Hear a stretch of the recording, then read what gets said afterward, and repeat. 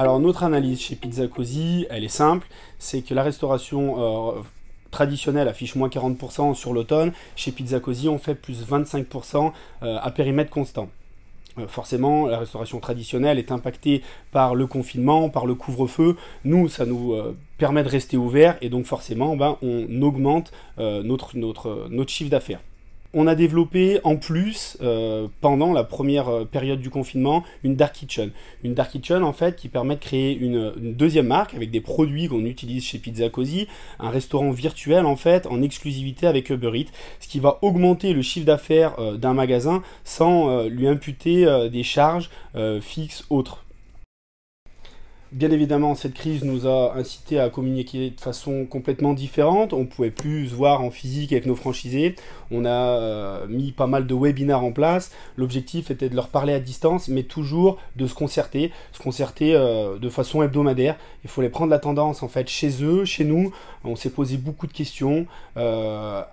À quand la fermeture des Pizza Cosy, à quand la réouverture, et en fait on a continué à garder cette dynamique de discuter avec nos franchisés de façon digitale, parce que sur l'année 2020 comme sur l'année 2021, je pense qu'il va falloir continuer de cette manière pour communiquer avec eux. Alors sur l'année 2020, le bilan que je peux tirer, c'est que forcément avec une crise comme le Covid, il y a eu des retards vis-à-vis des ouvertures. On devait ouvrir 12 magasins, on n'en ouvrira que 9 cette année.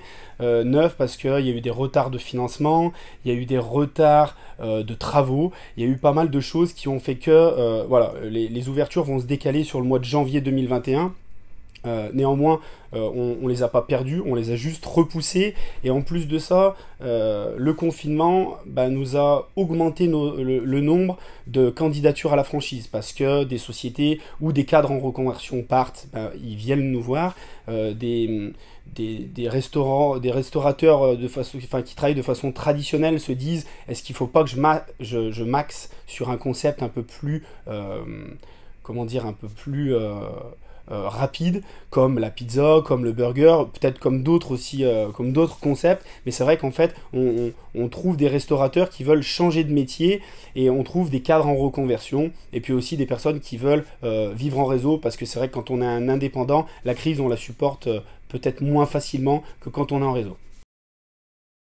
Alors mes conseils pour un futur porteur de projet, c'est d'analyser déjà la situation, analyser la crise, regarder qu'est-ce qu'elle a généré, quels sont les secteurs d'activité qui fonctionnent plus ou moins.